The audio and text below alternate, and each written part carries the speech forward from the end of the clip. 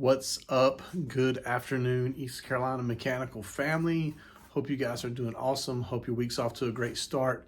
Welcome to Tuesday. It's April Fool's Day. April Fool's Day, Tuesday afternoon, April 1st, man. So hope you guys are having a great week. I have not done kind of an update in a few weeks, and so I thought I'd just kind of clue you guys in on some exciting stuff that we have going on, some stuff that's going down that I want you to be aware of and know about. So nothing big, but just kind of run of the mill. But hey, let's start with safety, guys. We had a near miss yesterday with a ladder. So tomorrow morning, guys are supposed to go out. All superintendents, I want you guys, tradesmen as well. So whenever you're seeing this, if it's Wednesday or Thursday, Friday, whenever you see this, regardless, if you're working on a ladder, stop checking it, stop what you're doing before you start, and be sure that ladder's good.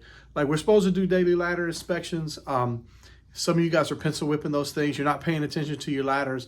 Do not do that. If your ladder is not in good shape, don't use it. I don't want anybody hurt. Like, all you guys got families, you got kids, wives, husbands, all those kinds of things. You need to make it home. And need to make it home healthy, without anything broken, all of those kinds of things. So first thing tomorrow morning, if you're working on a ladder, been using a ladder, before you start, do a good thorough inspection of that ladder. Before you put it in use, before you climb on it. If it's not up to snuff, if it's not up to par, if you have any inkling that it's not 100% safe, do not use it. Just can't have anybody get hurt. It's just not worth it. I don't want anybody hurt. And so lots of things. You guys got to get home. So please don't. If there's a problem with your ladder, don't use it. Talk to your superintendent. We'll get you a new one. That's no problem. I'd rather buy 100 new ladders than have one person hurt. That's easy math. So keep that in mind. That's first and foremost. Wanted to bring that to everybody's attention. But hey, we did surveys back towards the beginning of the year. My wife, Mary Ellen, has done a fantastic job beating through those things, and she's still working through them on a very regular basis on things to see what's happening. And but we've mined some great information out of those, and 3 principles keep coming up in those surveys from you guys. So if you participated, thank you so much. The 3 things that keep coming up are material, communication, and training. Those are the 3 things that seem to be most important and near and dear to your hearts out in the field. You guys working on your tools. And so what I'm trying to encourage everybody to do, trying to encourage project managers, trying to encourage superintendents, all of our stuff in here, think about those 3 things. Think about material, think about communication, think about training. And if you guys have ideas, man, let's mine through them. Let's bring them up. Let's see what's out there. Let's see what's available, so that you guys can get the material you need, can feel like you're being communicated to, and also get the training that you need. So ways that we're doing that, we're going to have a meeting here in the next couple of weeks. We're assembling some guys to talk about, in particular, start with sheet metal and talk about duct takeoffs and duct material, and be sure that you guys are getting that duct material ordered and taken off and delivered the way that you need it to try to bring all of our jobs into the same way that we're doing takeoffs and the same way that material is delivering.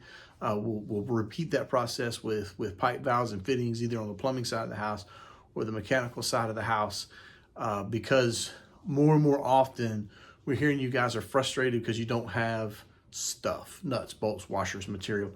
And we just can't have that. That's too easy. Material is something that I don't think is that hard in the scheme of things. I've said this a gazillion times, but I'll say it one more time.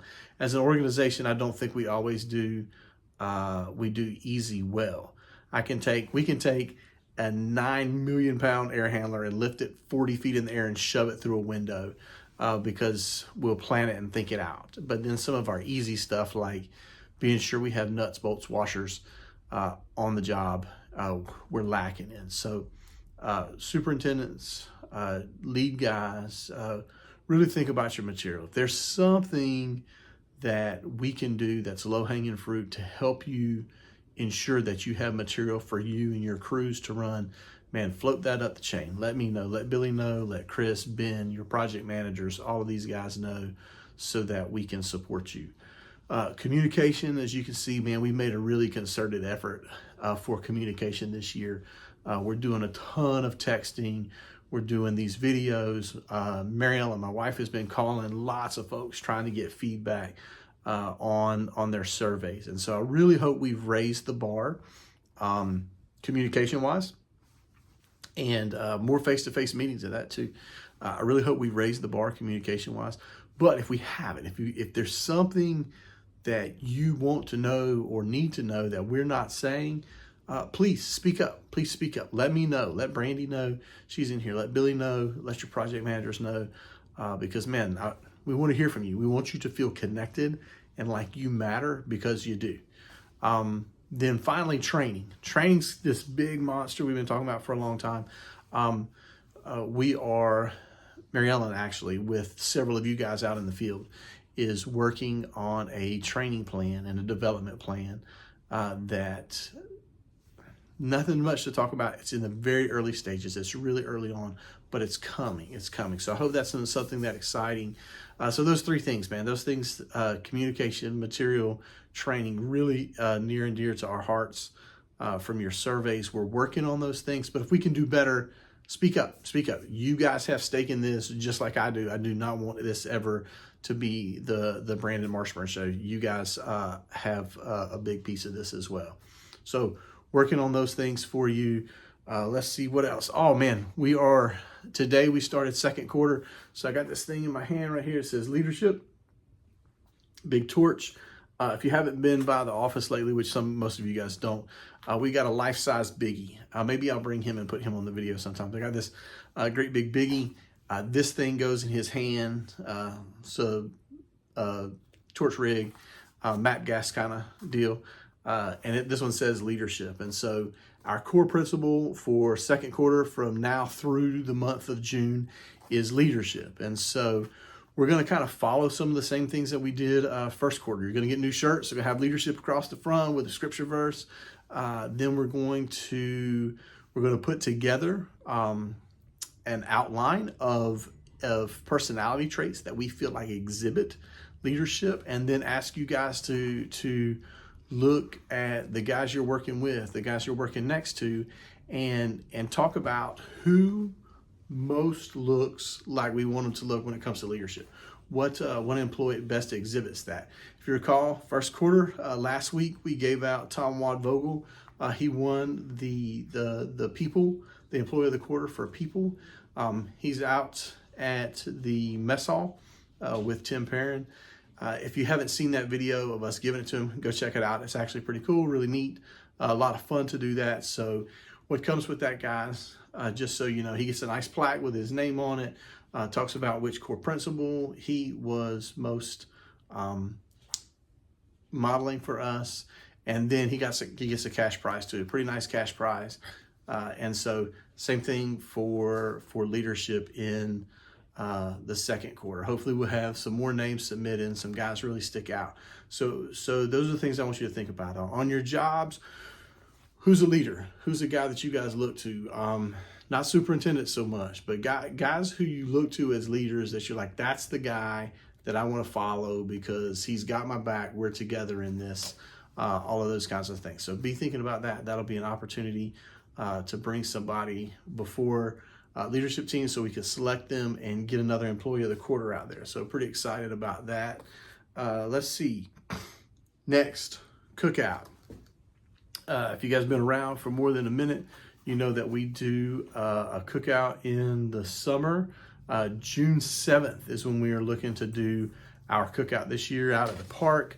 If you haven't done that before, man, it's typically a lot of fun. We cook and have hamburgers and hot dogs and play softball and just hang out. Real easy day, real easy day. So really want to get that on your calendars, invite you. That will be for your entire family pretty much. Wife, dog, don't bring dogs. We learned that. Kids, and come hang out and have a great time. Grandkids welcome as well. come and enjoy. And so without further ado, my favorite announcement for today, I'm going to kick over to a really good friend of mine, my brother-in-law. He's going to introduce something to you, tell you a little bit about it, and I'll be right back.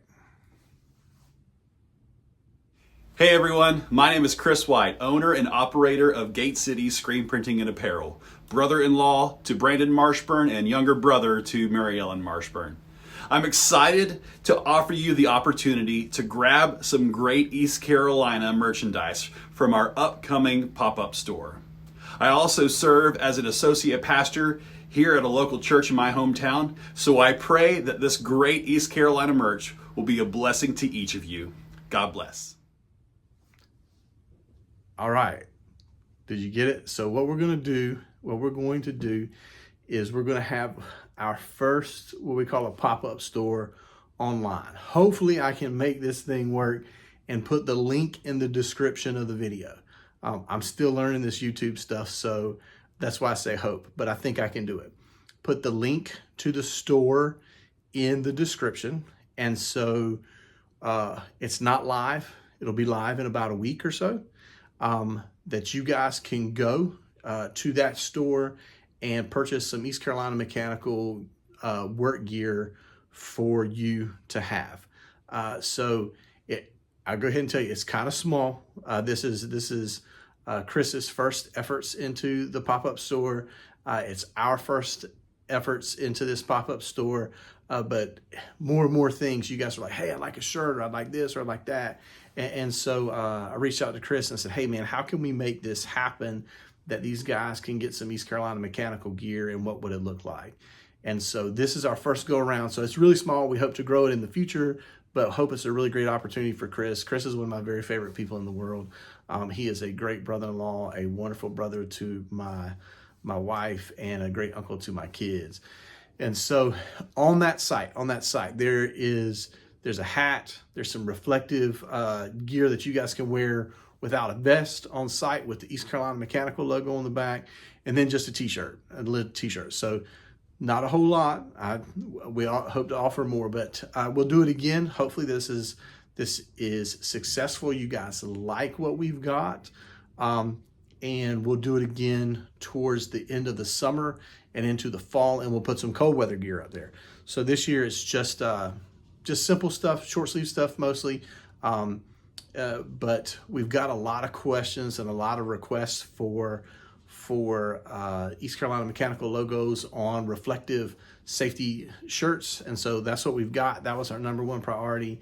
A new style hat, just the pinwheel on the front. We haven't done that before. All black, jet black, except for the logo on the front. I'm pretty excited about the hat. And then a new t-shirt with